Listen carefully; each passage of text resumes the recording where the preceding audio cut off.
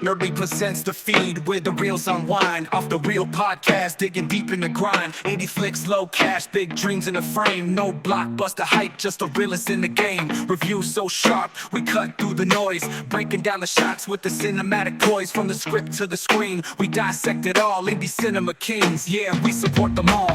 So yes, welcome back to another episode of Nerdly Presents Off the Reel podcast. And tonight, easy for me to say, and tonight we are getting off the reel with the creators of the Weeping Bank. And this is something very, very different for Nerdly, something very different for me to be covering.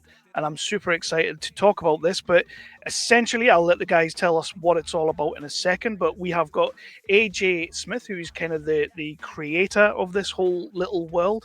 And he's co-opted one of his friends, Rob Whitehouse, into doing this little world. But again, we'll let them explain a little bit more about it. But first of all, how are you guys tonight? I like to start with a simple question: is just how are we doing? How is everything going on? It's a strange world out there, but how are we tonight? Good. Yeah, we are. We're good. We're having a great time, to be honest. We're getting the opportunity to meet up more than we used to because we've been friends for a long time. So we're actually doing something together. It's great to work creatively on something together and doing this it's something you don't do every day, and we're talking about something we're passionate about. So very happy to be here. Yeah, absolutely. And we'll talk about Weeping Bank in a quick hot second. And just for our listeners and our viewers, this is it's a collection of ghost stories, tales, this little shared universe kind of thing that these guys are building that I am massively intrigued about. So we will talk about that in a second. But yeah, you guys, how did this happen? Because you've been friends for absolute years, but how did this collaboration come about? And tell us a little bit about what it is you're doing. Shall I go first? So Rob and I met a million years ago. We met when we were in college, and and we hit it off like a house on fire right from day one. And our joint passion at that time was comedy, and we were going to be on the stage and making radio shows and doing all kinds of comedy. And so we started writing creatively together and coming up with characters and sketches, and we spent a great deal of time doing that. Unfortunately, that never quite came to fruition, but we had a great time doing it. We can't deny it. We probably, maybe we just made each other laugh more than anybody else. But we had some wonderful times doing that, and then life kind of got in the way a bit, didn't it? Boring stuff like kids, houses, that kind of thing. Oh yeah, I can relate to that. And you say it never quite came to fruition, but you guys do have a YouTube channel that I found in my research, and yeah, some fun little sketches, some fun little just two guys chatting, which I absolutely adore. So tell us a little bit about that. Okay, so that was probably how we sort of came back together. Really, we'd taken a bit of a hiatus, as Rob said, while life kind of caught up with both of us. But we were always hoping that we would do something else again at some point. And probably about 5-6 years ago, we started meeting up a little bit more regularly and throwing around some sketches that we never got around to recording. And during the intervening years, Rob was already a brilliant comedy writer, but he became a genius at many other things, including the idea that we would create this animated channel where we would provide the voices and Rob would do the animation and we would bring these sketches to life. And that became BTV2. Yeah. It was great fun to do, and learned a lot of new things along the way. I'm sure you. Like with podcasting and getting to the tech and how to do it and how to do the presenting. And it was a bit like that, really. It was just like, well, how do we go about doing that? I personally, I just love that. Even if something isn't successful, it's what you learn along the way, and you'll take that to. Well, we brought it to something else completely different, but we still learned all those skills about social media and making videos and those sort of things. So let's talk about Weeping Bank. That's kind of what we're here for. That's what we're going to do tonight. We're talking about something that I find very, very special. In fact, when I was doing some research, looking at your website and seeing what you guys were doing with your performance-based stuff as well, which we'll get into a little bit more as well. But I don't really see things like this kind of happening anymore. Yes, you have your stand-up comedians and things like that, which is a little bit kind of like what you're doing, but not really. But you don't see this happening anymore, especially going around to libraries and places that you guys are hitting, town halls, hitting things like that. And I find it very, very special, very community based, and I love what you're doing, which is why I jumped at the chance to do this with you guys. But do me a favor, tell us a little bit about what Weeping Bank is, how it started, what was the initial idea? So the initial idea for Weeping Bank, we've got to go back to 2009, and I'd been doing lots of writing up until this point, trying out various different styles, various different genres. But my absolute passion was ghost stories, and I grew up loving ghost stories. And I have to thank my dad for this. He introduced me to the classic BBC ghost stories season. And I can remember watching those with him and being terrified, absolutely terrified. And I grew up in the 80s, kind of in, the era of all the more of the popcorn slasher films, really, and loving the Freddy Kruegers and Pinheads and Jasons of this world. And suddenly I was confronted by this genre that really genuinely chilled me in a way that those other films didn't. I love those films and they were always enjoyable to watch, but they never quite hit that thing that really makes the hairs come up on the back of your neck. And these very short films seem to capture that other that's really difficult to describe. And when you watch them, there's something unnerving about them, and it may have a lot to do with the era in which they were filmed, and the techniques in which they filmed them, and obviously the incredible cast that they had to draw on at that time. But they really did capture an atmosphere that stayed with me. And then I began to read the classic ghost stories. And we go down the M.R. James route and some of Dickens' work and many other great writers like that. And you start to think, wow, they have absolutely captured something here in such a short space of time. And I've read many horror novels, some of which are brilliant, but they don't always sustain the entire length of the novel to keep you on the edge of your seat. And a ghost story, particularly a very short, perfectly crafted ghost story, can really do that. So I set myself a bit of a challenge, thinking, I wonder if I could do something that's tipping a hat towards the greats, absolutely, and the influences that are there, but try and do something that hasn't been done before. And my personal experience up until that point of people doing theatre versions of ghost stories is very much bringing back those classic stories. So you would see the Woman in Black, or somebody doing M.R. James, or a Christmas Carol, or whatever it was. And I thought, I'm not seeing anybody bringing original stories anymore out there. So I began to create the world that would become Weeping Bank. It didn't come fully formed, but the one thing that did come fully formed was the Librarian. I love the idea of a person who links all these stories together. And I guess, again, it's a nod back to some of the Amicus films and Tales from the Crypt and that kind of idea of having somebody that's introducing the story, and Roald Dahl with Tales of the Unexpected. And I thought, yes, I'm going to have this character who will only ever be known as the Librarian. But what will make him different is he isn't a villain. He's not sinister. He is genuinely telling you this story. And I love the idea that as he tells the story, if the story starts to unnerve him, it will unnerve the reader and eventually the listener, as the stories became more of a public performance. So that was the initial idea for Weeping Bank. It would all hang around this character of the Librarian. And again, for me personally, that comes back to being taken to my local library and never ever knowing the name of the librarian. And nobody ever said, "Oh, go and see name." No, they didn't have a name. Of course not. Go and see Jeff. Jeff will check your books. It was never that. If you got a book, somebody would say, "Go and see the librarian at the desk," and they'll do it. And so you never ever ask this person's name, unless they happen to be wearing a name tag, which the librarians I encountered weren't. So I love that idea as well, that yes, you could genuinely have a character whose name is never revealed, not because they don't have one, but because nobody has ever asked, and they're only ever referred to as the Librarian. So that became the hook to hang all of Weeping Bank on. And eventually the world starts to grow from that point. So once the world does start to grow and you have the central character who's kind of going to be the interconnected thing that goes along with it, but it's also another character within your stories, from what I can see, is the actual town of Weeping Bank and surrounding areas. How do you go about approaching that? Obviously, you deal with a story at a time, but then you're building a universe as well. How do you go approaching that, and how do you decide where you're going to set things, what things are going to connect to each other, and what kind of, how do you build a universe? Really, is essentially what I'm trying to say. Oh, it's a brilliant question, Kevin, and it's a very difficult question to answer. Actually, I think what you don't do is you don't run 10 steps ahead. So, for me personally, with the first Weeping Bank story I ever wrote is a story called An Unwise Purchase, which ironically we tour to this day, and it's a very short, 12 to 15 pages long story, and it hinges around an antique shop in Weeping Bank, which is called Van Jarrett and Son.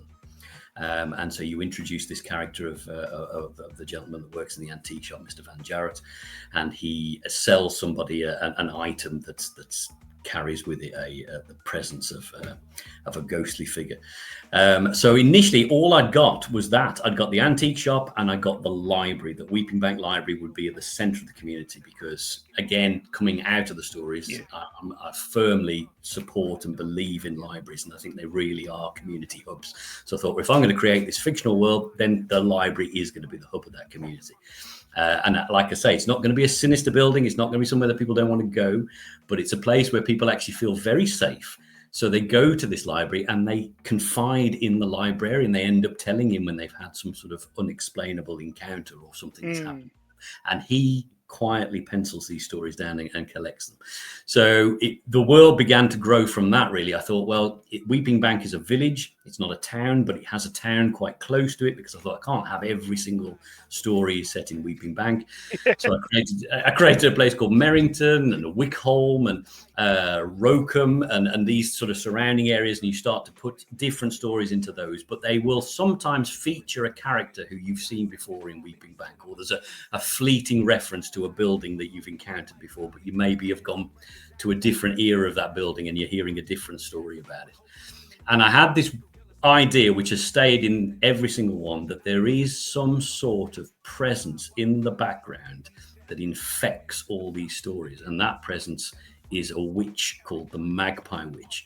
And she doesn't really appear in all the stories. She's actually only centrally in one of them, but her presence is felt in every single one. And what I eventually hope to do is have some kind of overarching story where it will eventually all link up, that this is the reason why Weeping Bank has had so many terrible and tragic things happen to it.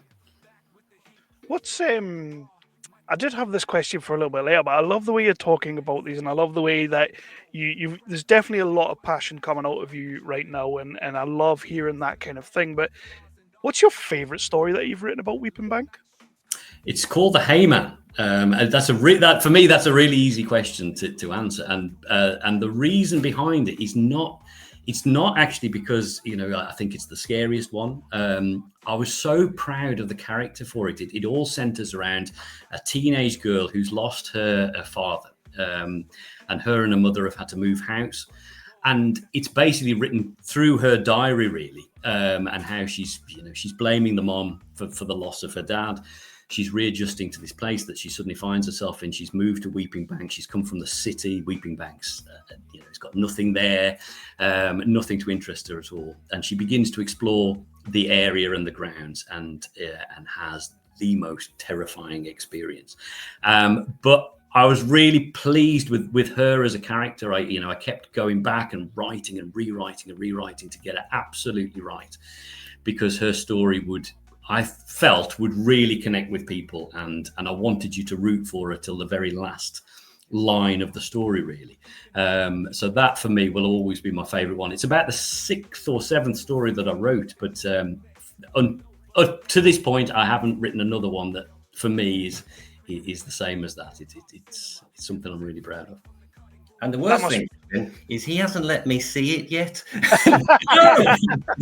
We talk about it, but we've not done it. Maybe it's not written. Maybe I made that up. Yeah, it's easy to talk about the one you've not actually written, but with that in mind, Rob, he's not let you see that one. Do you have a particular favorite that maybe you would say people should really check out? Well, because he's quite cagey about his stories. He doesn't like give them all to me. So I only ever see the ones that we've toured around over the last couple of years. And because we've gone to so many places, to be honest, we have only done the same, a core sort of few stories. Yeah. I think they're all good. I mean, the one you just mentioned, An Unwise Purchase, I think for a short story, and I agree with him on short fiction. I started when I did my English degree and started working. I worked in bookshops for years, and I used to, as most people who work in bookshops do, you start collecting little odd things that come in, and you're like, oh, that's an interesting little book. Nobody else would ever hear about it, but you're like, and I always gravitated towards short fiction. And if you get it right and perfectly balanced, it holds your interest through the entirety of the story.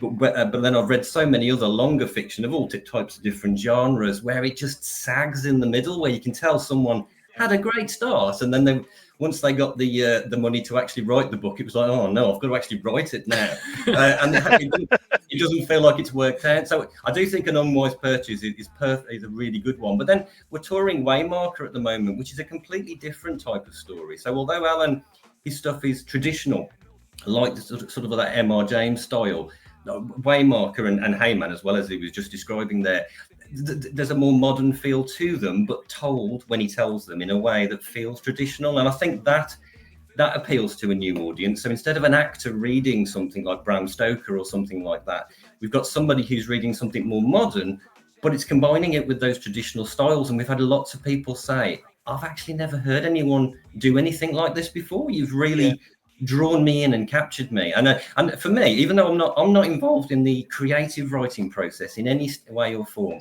but I really enjoy people's reactions and them coming out and saying, we absolutely loved that. When are you coming back? That for me is just great. I love it. And we're going to get into the performance side of things in a second, of course. But one last kind of question in terms of the creative side of it and putting these stories together. Is there any kind of like any sort of like historical folklore from the area you live in, like the Midlands kind of thing, that you've maybe like adjusted a little bit and thrown into Weeping Bank? Something you've taken a little bit of inspiration from? Well, I mean, we are steeped in folklore where we are here, and yes, I'd be lying if I said things don't bleed in some way, but I don't consciously set out to do that. Yeah. I am interested in all the stories and anything that's kind of unexplained and has that kind of edge of mystery about it, and it no doubt informs the writing in some way. But I really do try to sort of make Weeping Bank its own thing, really. And I think what's odd is kind of when I started this way back in 2009, there was nothing really like this going on at the time. In the intervening years, there's been so many things, that people have bought out, and you think, maybe now it looks like you're copying slightly, but it really is, for me, it's an old thing that's just been growing and growing and growing. So but yes, we have lots of fabulous stories in this area. We have Knights Templar graves that have recently been found. We have mysterious. We have the famous one is the body in the tree, Bella in the Witch Elm, which people who love the independent films may know Tom Lee Rutter's film of that. That event happened very, very close to where we live. And remains unsolved. So yes, lots of mysterious things like that. Quick shout out to Tom Lee Rutter. I love that. Well done. We don't often get to talk about Tom on these podcasts, but I am hoping to have him on very soon because we're big fans of what that man does. So yeah, these started out as ghost stories that you were writing down, and it was your creative passion to get it out there. But now you tour, you take it out on the road, you go to town halls, you go to libraries. And by the way, again, we've mentioned library a few times, but anybody who's under the age of 15, a library is this building that holds books that you can go to and you can get. And you mentioned a bookstore a couple of minutes ago. A bookstore is another building. So I say that, but to be fair, reading books is coming back in a big bad way. Like both my daughters prolifically read books. It's and I hadn't seen anybody with a book in a few years, but it seems to be coming back in a big bad way, and I'm really happy to see that, definitely. But let's talk about the performance side of Weeping Bank. How did this evolve into you going out there and telling your stories to people? How did that come around? Well, it's the classic accident again, Kevin, really. So I started writing the stories, and I'd probably done a couple of years of writing them. And the dream at that time was that Sir Christopher Lee would want to read these. I mean, I didn't know him. I never had this conversation with him, but I just naturally assumed, he would have time to do this. He'd want to do this, wouldn't he? So you have all these kind of dreams in your head. An actor with a fabulous voice will want to read this on Radio 4 at some point. Somebody will want to take it to the stage. But of course, those dreams were exactly that. They were dreams. And I was very lucky to have a friend who worked within the library service who suggested that I come and read one of these stories probably at Halloween or something like that. I'd never done anything like that before. It wasn't something I particularly wanted to do. I was no doubt incredibly nervous, and I probably read to a room of about 6 people on a Wednesday afternoon, something like that. And read it quite flat and matter of fact. But what was unexpected was the reaction at the end, and people sort of, hanging about afterwards to say how much they'd enjoyed it. And the thing that I took away from it is what they'd enjoyed was that they had never heard this story before.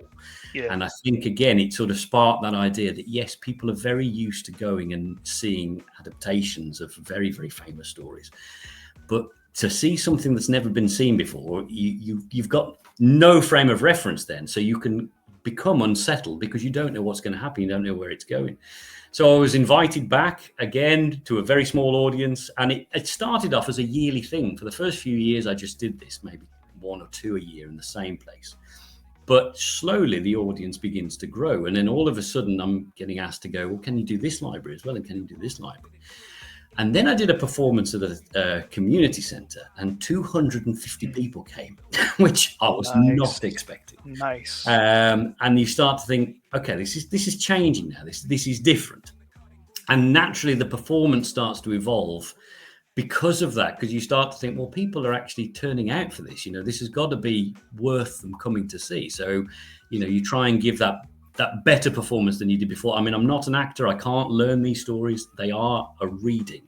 But you can start to embody that reading as you're doing it. And like I say, I always hung on to that thing with the librarian that if the story begins to unnerve him, then myself as the person performing it, if I start to appear to become unnerved, the audience will as well. And that began to ring true. And as the years rolled on, I was doing more and more of these, but nowhere much further afield than my local area until I rebump into Robert Whitehouse here, who is very much responsible for this sudden increase of everything that we've done in Weeping Bank, not just in terms of Rob's genius with social media and the fabulous website that he created and the presence that he started to give it, but also that person in your corner who's saying, people should see this. We need to go further afield with this than just the local area. It's time to take it out to new audiences and new places. And I'm sure Rob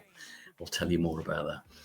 Yeah, I mean, it's a gift. It's a gift, really. I think I've done lots of project coordination things, but like for charities and stuff like that, and quite dry factual things. So I haven't been involved with anything creative since I did my English literature degree, to be honest. So it was great for me seeing Alan reading as he develops the character.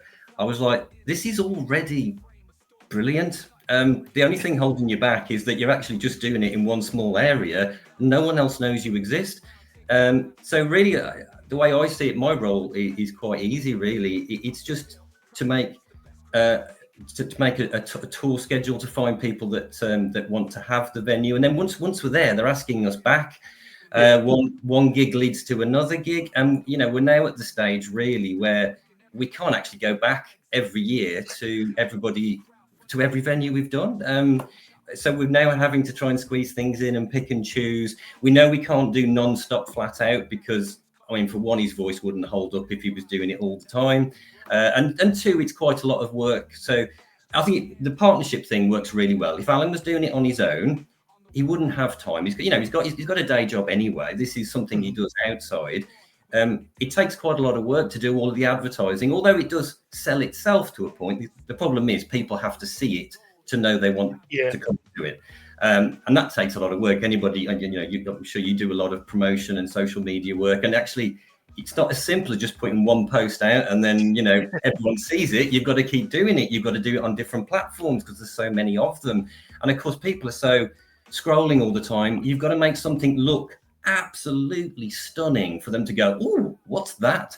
And that's really hard to do. And I must admit, that's something I've learned as we've gone along. And we've gone through so many different poster styles and social media images and nuances and how do you describe something.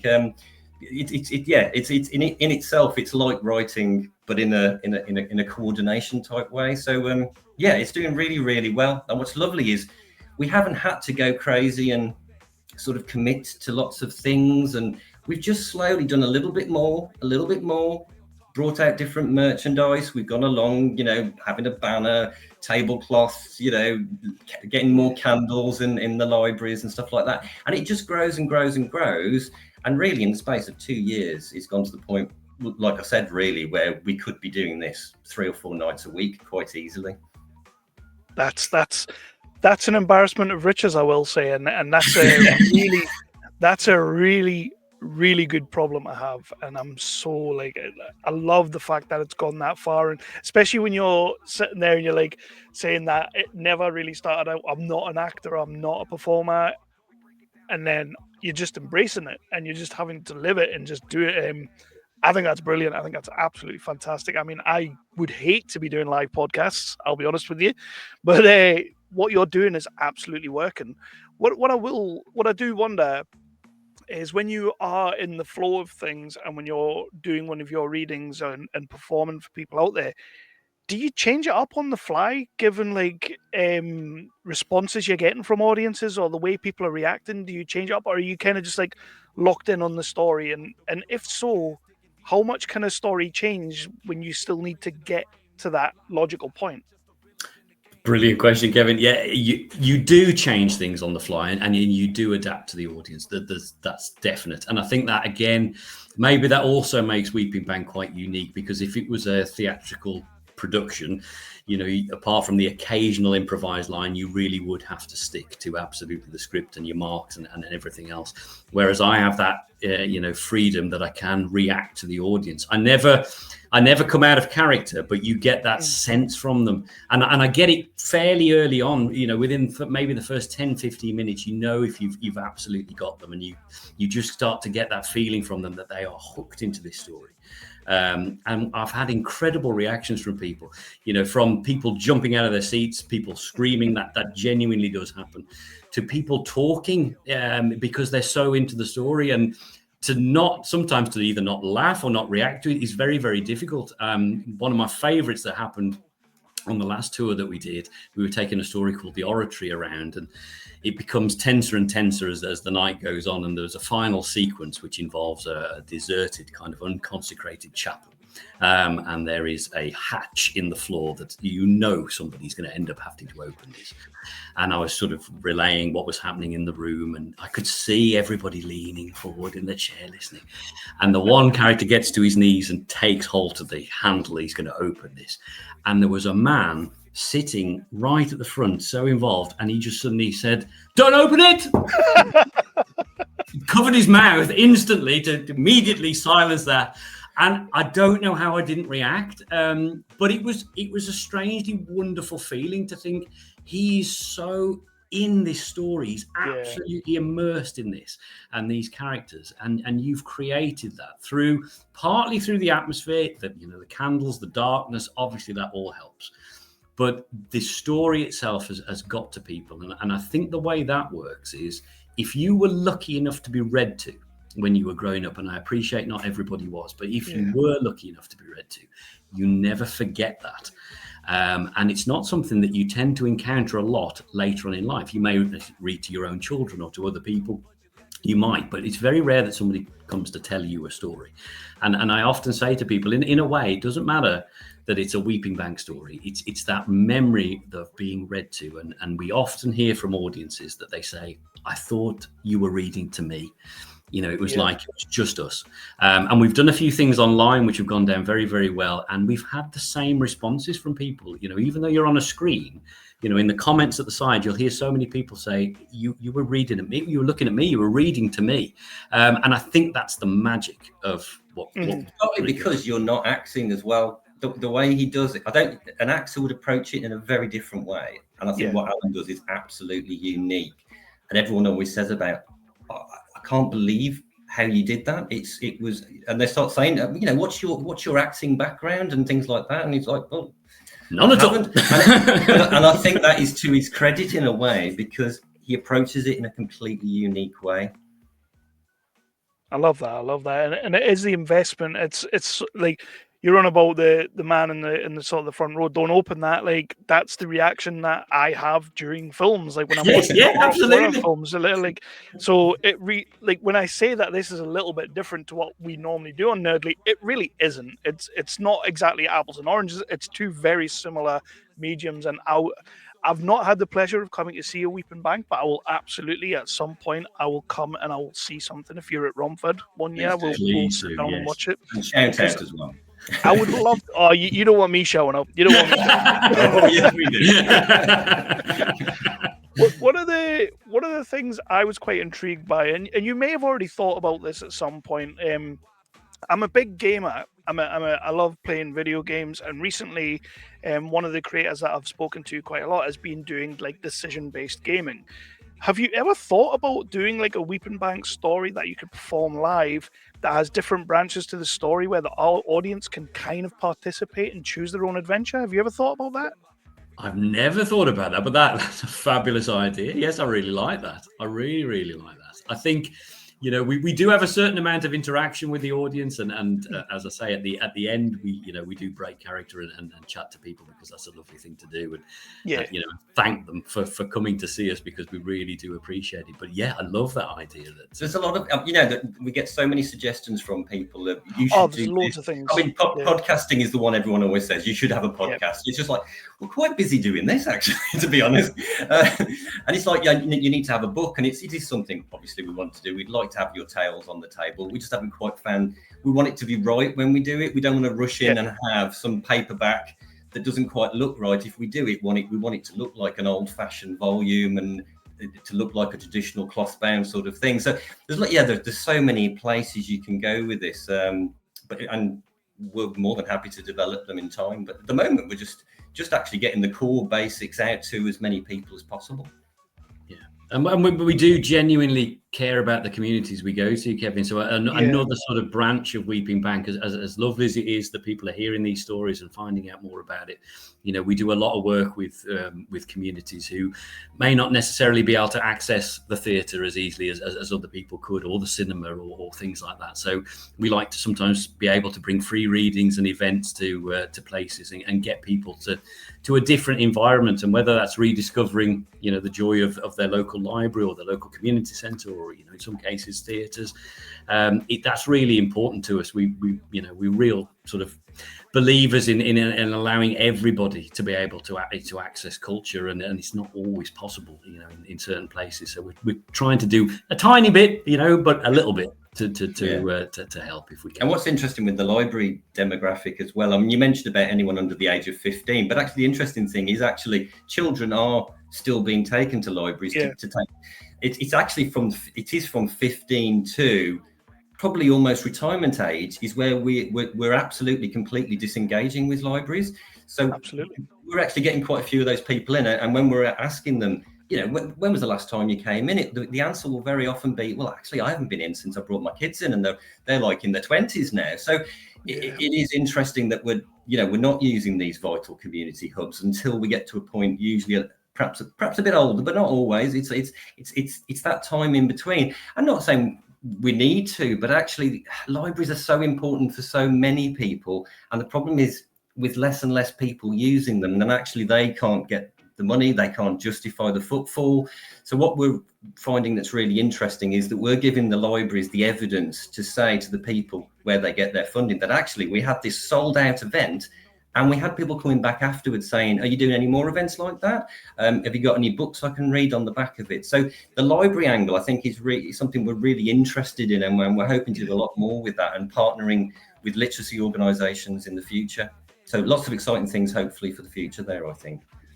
It's definitely true what you're saying, and I remember like back when I was a little nipper. I mean, we're talking a good few years back now. Like whenever I went into my local library, it was full. There was other people my age. There was younger people, older people. Like the library was a bit of a community, and we do still have a library in my hometown, but it's very small now. There's not much there, and I couldn't tell you how many people really frequent it at all, to be honest. I'm guessing it's not going to be a great deal, but you used to be able to do so much when you got there, and it is just a bit of an industry that needs a bit of a comeback. But like I said before, like book reading, from what I can see and from what I've seen, it is making a resurgence. It definitely is. I mean, my wife reads about 2 or 3 books a week right now, which I don't know how she finds the time. Obviously she's not doing as many podcasts as I am. So. but I think it's great what you're doing. I love what you're doing in terms of the library and the communities and everything like that. Absolutely shine a light on that. And with that, how would you say the reaction from the people within communities that have been coming to watch it? How has that been? Has it just been embracing what you're doing? I think it really has. I think so many people they stay at the end. I think that's the biggest thing. We don't have a sudden exodus of everybody trying to leave. They stay, and they're not just staying to chat to us. They're staying to chat to people that they've met on the night. It becomes a very social thing.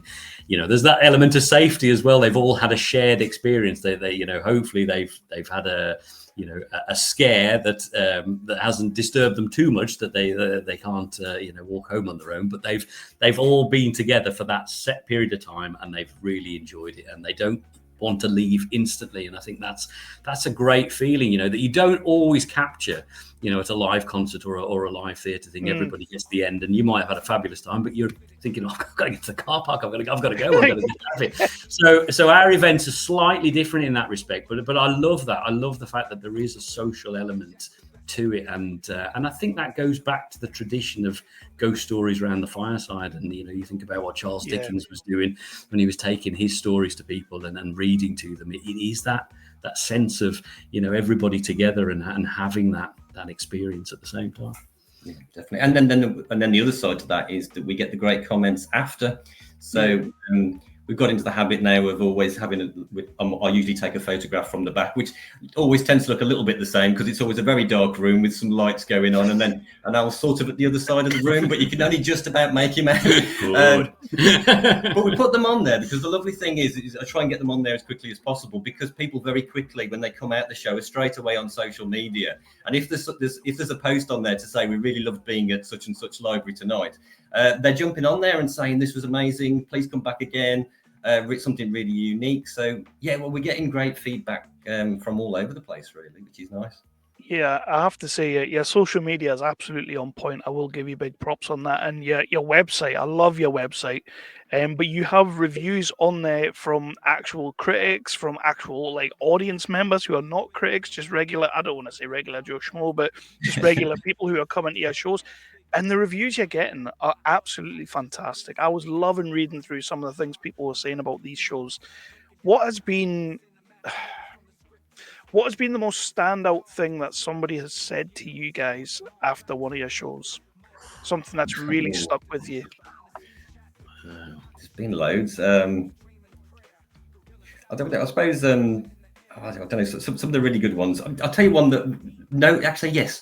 You hear a lot of the similar sort of things, actually, and which is great. Obviously, people saying they loved it, but only once did someone say, and you were just like, you've absolutely nailed it, and we didn't think of that, was when somebody said about going back to Audible will seem really boring in comparison. Yeah, I remember that. And it's just like, not that we're not putting ourselves on a pedestal there, but I mean, but it's a good point. I mean, audiobooks are a big thing, and obviously Audible has become a very accessible way of getting to audiobooks. But I thought that was interesting because it flagged up the point that actually Alan's doing an audiobook live, and live is a different experience because you can't turn it on and off. You can't just tap your Bluetooth headphones and pause it because it's getting a little bit edgy. You can't turn him off. He's still going unless you leave the room. You've got no choice. And push him off the stage. Yeah, and that's even different to cinema in a way, because if you were a little bit edgy in a cinema, you could walk out. Yeah. In a live sort of theatre, or even if it's in a library, it's not quite the same. I think you're less reluctant to get up and leave. So that was a really nice comment. I liked that one. You do one. Well, I think the one for me that stands out, which was probably the most personally terrifying experience that I did. So last year we were invited to the UK Ghost Story Festival, which happens in Derby every single year, and the great and the good of ghost story writers and horror writers are in attendance, and lots of academics there lecturing on the art of ghost stories and stuff. And we were asked if we would open the festival with an online performance, which we did, but then close the festival in person, which was terrifying for me personally, because all of a sudden, you're going to be in the same room as, the writer of the Lonnie and things like that, and you think this is really unnerving for me personally. So we did this afternoon performance in a very difficult room, really. It was a huge room. It was brightly lit, so there was no way we could create the usual Weeping Bank atmosphere. It was a brand new story, which is the Waymarker story that we're touring theatres with this year. And I thought, all I can do here is do this like I would normally do a Weeping Bank library performance, and forget the fact that there are people sitting in this audience who are critics and acknowledged experts on this genre. And I told this story in the same way. We couldn't have an interval. It had to be done as a single story. And prior to doing it, we had somebody say, it's just one person on a stage. How scary can it be? And at the end of the performance, the same person is saying, the hairs were standing up on the back of my neck. And for me, that was it. That job done, absolutely done. And it did somehow work and that proves that Weeping Bank can work anyway. We can literally take it anywhere. We can take it in front of 6 people, and we can take it in front of 60 people or 600 people. It doesn't matter. In a huge room, a small room, whatever it is. It's about that moment where you're listening to that story and you're absolutely there. And if I can get that right, and I do try every single time to get that right, then people are along for the whole ride then, and it's going to be something hopefully they'll never forget.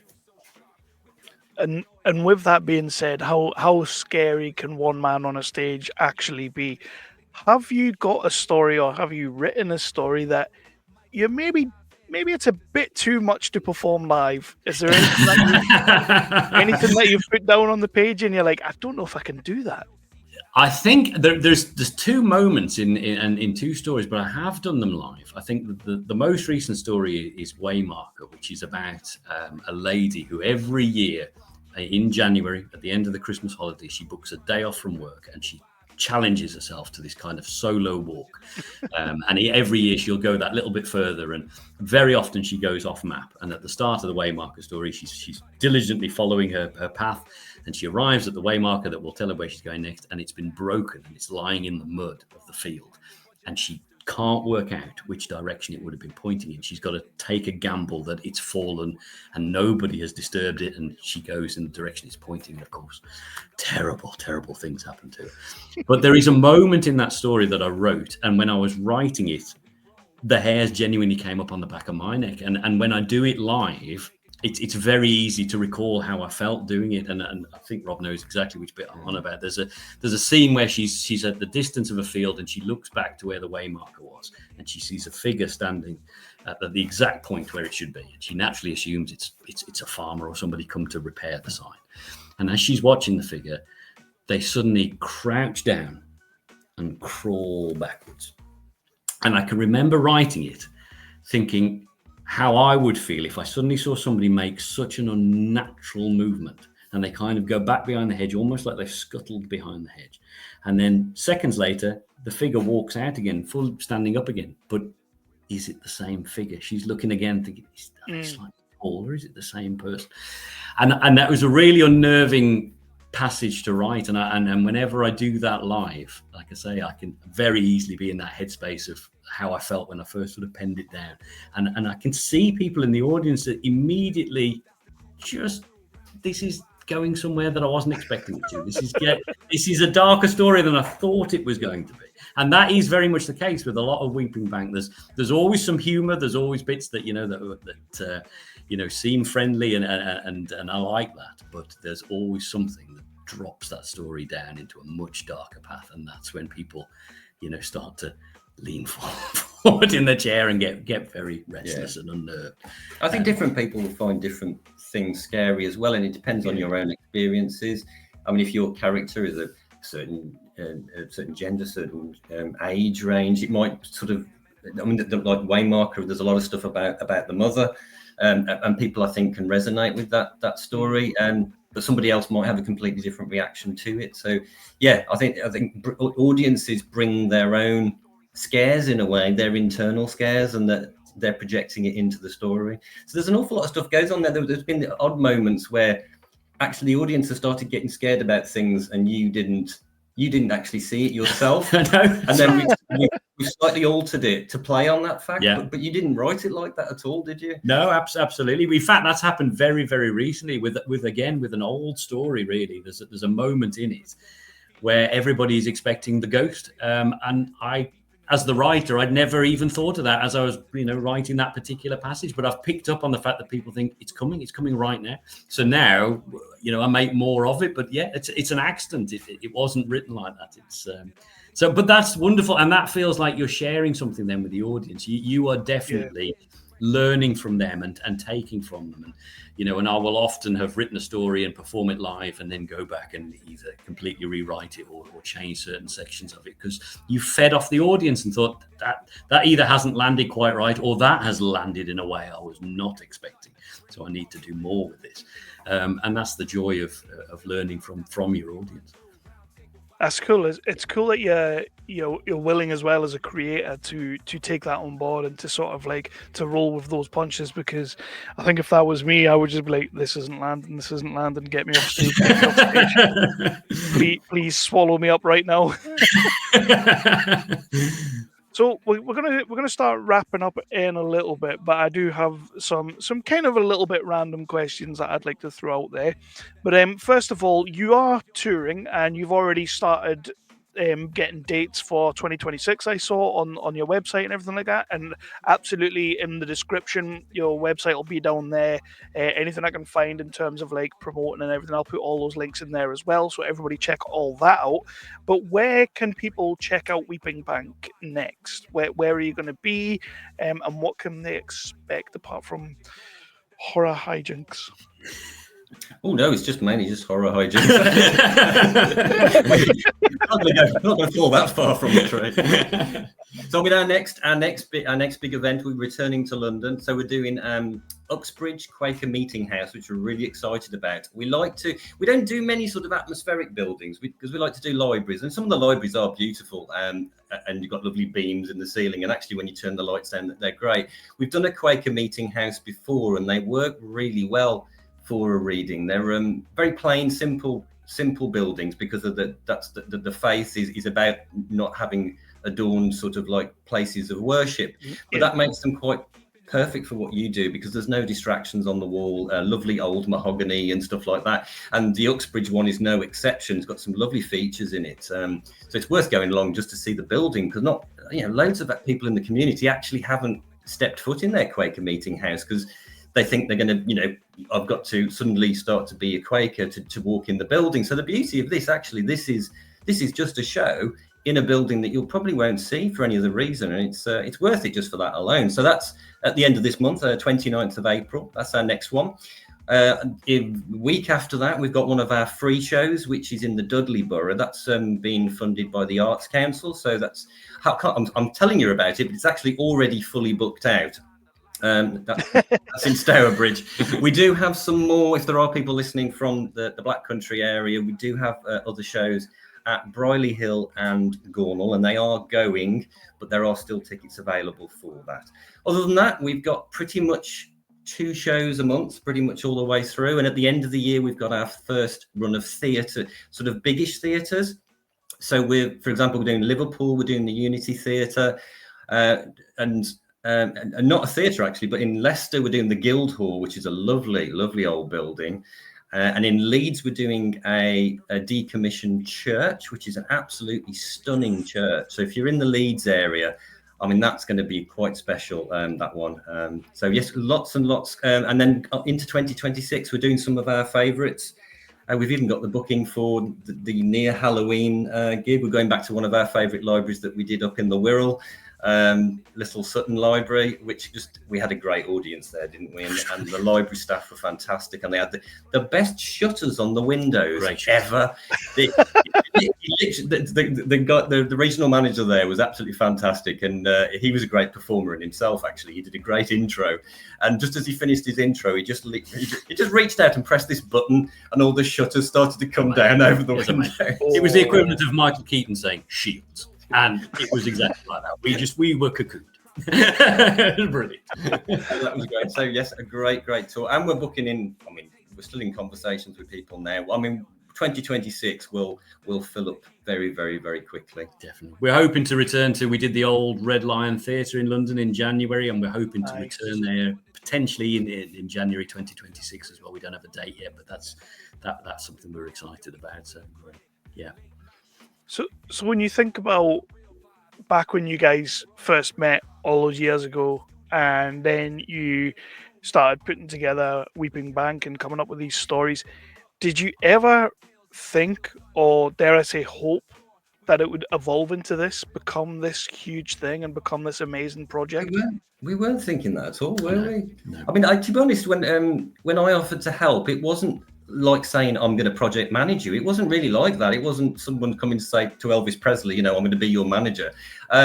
Or I was just saying, do you want me to do a poster? I can do some social media stuff. That's literally how it started. And then, of course, as I got drawn into it, I was getting a bit more involved. And I was just like, yeah, I can do this as well. And I can do this. And that's pretty much how it's gone, really, is we've just done more and more and more together. And then people want more and more and more. And we're like, well, we can't do any more. And that's how it's gone, really. I think that's been a wonderful part of it, really.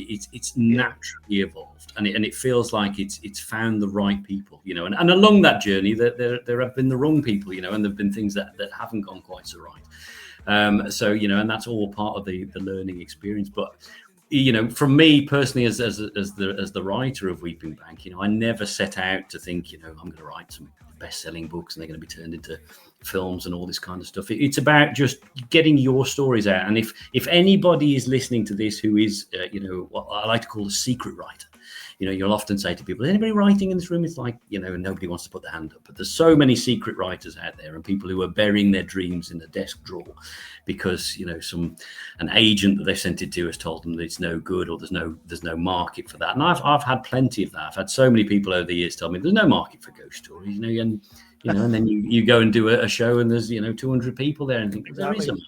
It will find its audience, just like with independent horror cinema and all the rest of it. And that's why I love, what you champion with those incredible filmmakers, people who are just getting their work out there, and bypassing the system, and and all these sort of people who are blocking your way to getting your work out there.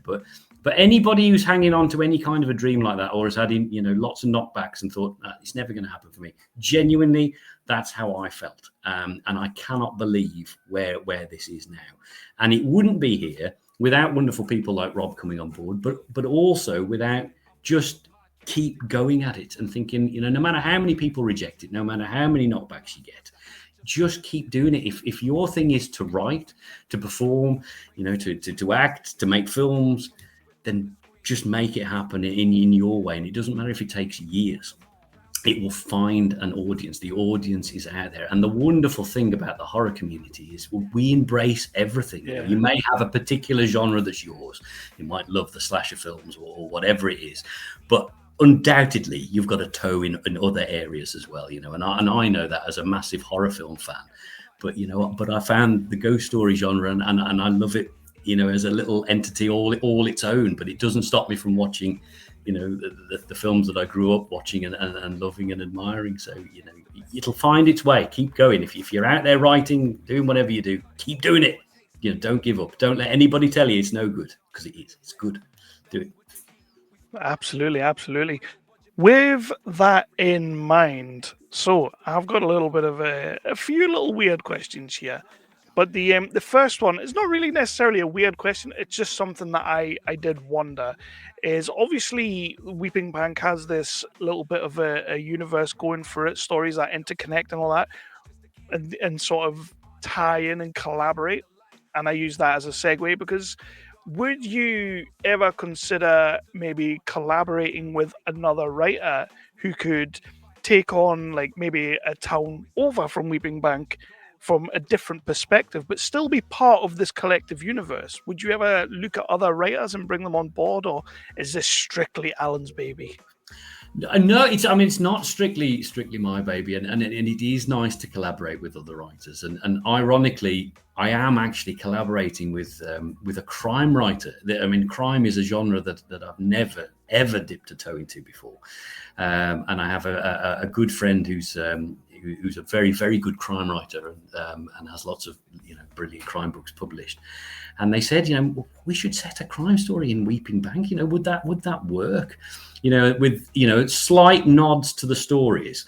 The librarian making some sort of a cameo in it, but essentially it's a crime story. But it's also set in the village, and we've been working on that for a couple of years now. Sort of getting that first draft together, which we practically finished now and hope to sort of start to send out. But I love that. I love the idea of a world that grows, beyond what it was originally set out to do. I also had this wonderful idea once that eventually you'd have a series of stories which would connect generations together. So you might have other stories that are sort of written for children, but they take place within Weeping Bank, and children are reading them, and then you've got adults reading the Weeping Bank ghost stories, and you've got somebody else reading the Weeping Bank crime stories and stuff. But all these different generations are linked by this one place with all these different things happening there. So yeah, very, very open as always to collaborations and different things like that.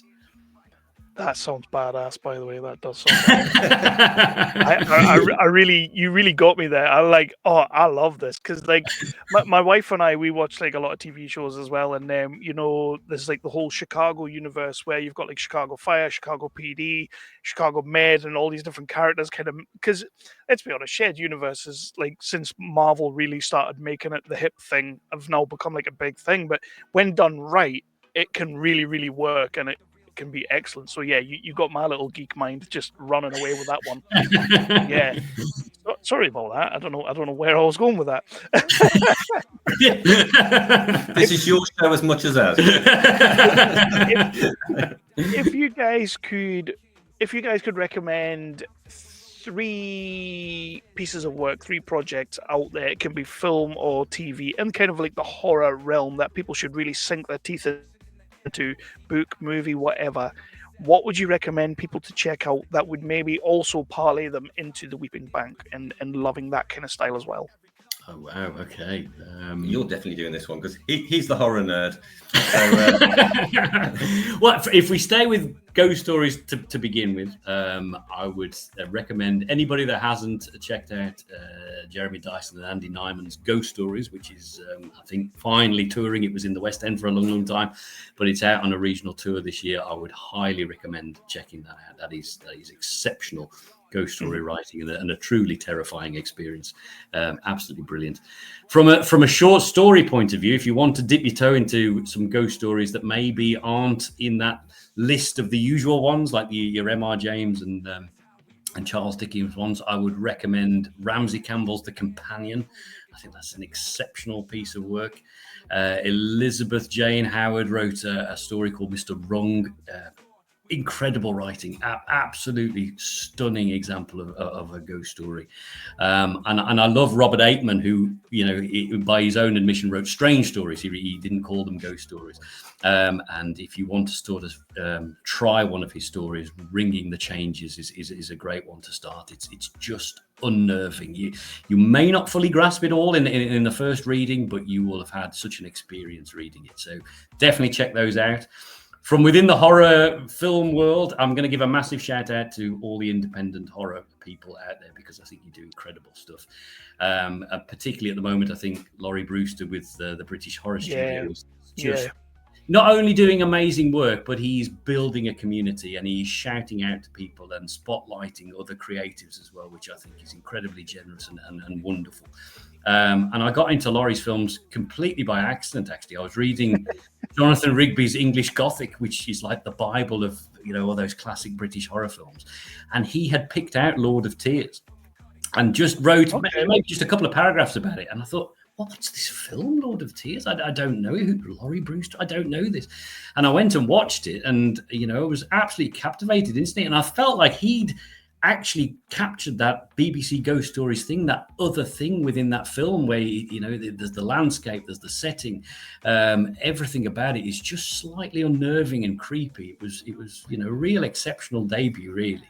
And then I did a bit of a season of his films and really enjoyed it sort of every night, and then tried to sort of get in touch with him on social media and say, I think this is incredible. I think Sarah Daly's writing is amazing, and then the films you're making is amazing. So yeah, big shout out to all the British horror studio community. I think they're doing fabulous stuff. And let's give another shout out to Tom Lee Rutter, because he's a local lad as well, and we love Tom. So a huge shout out to Tom and all he's doing. And when we went to Romford, we met Danny Thompson, who is doing some great stuff as well, and it's lovely to speak to her. So, but so many people within that world are doing great stuff. So fabulous. It's what I love about the Romford Film Festival. Like I'm part of both festivals, like the main festival as well, but the Romford Horror Festival is just so much different to like the main festival. Like you've got all these guys, and I'm not saying the other one like we don't all sort of like come together and meld, but it is just like a group of horror fans making horror movies. And now you guys have come along, which I absolutely love the fact that you guys were there as well. Like I don't think we spoke, but I love the fact that you guys were there as well. And I genuinely think Weeping Bank has a place with us as well. I can see a Weeping Bank live performance 1,000,000% at the Romford Festival. And I'm going to pitch that to Spencer straight away. I know you guys will already be on that, but I'm just going to tell Spencer that it has to happen. It has to happen because I think our lot will love it. So I'm going to start wrapping out a little bit. But first of all, if you were trapped in a horror movie of your own making and you had to defend yourself against either a Chucky-sized Jason or a Jason-sized Chucky, which one would you be more scared of, and which one would you rather take on? Wow. Chucky-sized Jason or a Jason. I'm going to say a Chucky-sized Jason, because he can get into lots of places that the big Jason can't. You can at least see big Jason coming. He might be taking doors off, he might be taking walls out, but you've got a bit of a chance there to try and get away from him. A Chucky-sized Jason, he could be in the cupboards, he could be dropping out of something overhead in the ceiling, like the guy in the Man with the Golden Gun at the end. He could be anywhere, couldn't he? He could have tucked away in his suitcase, come out the back of your boot. Horrific. Chucky-sized Jason. Make it. That sounds like a great film. It does. Yeah, let's do that. And they'll set it in Weeping Bank. It'd be brilliant. And quickly on that, would you ever let somebody take on an adaptation of Weeping Bank in terms of a short film, a feature film? Would you let someone take that on? That would be a dream come true. I'd absolutely love that. Yes, definitely. I think again, going back to kind of when I first started, really, when you think, I wonder if one day. But yes, absolutely, it would be lovely, and particularly if it could be captured in that, like I say, in that original, Ghost Stories for Christmas kind of style, something that's just a little bit unnerving, stays nice and short, but stays in your memory. I think that would be great. Yeah, definitely. Well, guys, I have absolutely loved doing this with you. You guys, I've loved chatting about this. The passion just oozes out of you both. Like, I love when I get to talk to people that are like this. It's why we do what we do at Nerdly. We don't want to talk to that director who's made 100 movies and has a $100 million budget and is kind of jaded. We want to talk to the guys who are making it, who are out there pouring their passion and their love and their creativity into their projects. So this has been phenomenal. I've really enjoyed this. Everybody watching, listening, all that kind of thing, please do go over to the social medias, the Twitter, the Facebook, the Instagram. Check out Weeping Bank. Go over to the website. I'll put all the links in the description. Is there anything that you guys would love to say to close out the show to our listeners or viewers? maybe even just a pitch to come and see your next show? Well, from personally, I would just like to thank everybody for taking the time to listen, because it's massively appreciated. And anyone that's come to see Weeping Bank or would like to come and see Weeping Bank, we would love to see you there. And but book early, because it sells out really fast. That's true. That's true. Again, such a great problem to have. Yeah, great. Our diamond shoes are too tight.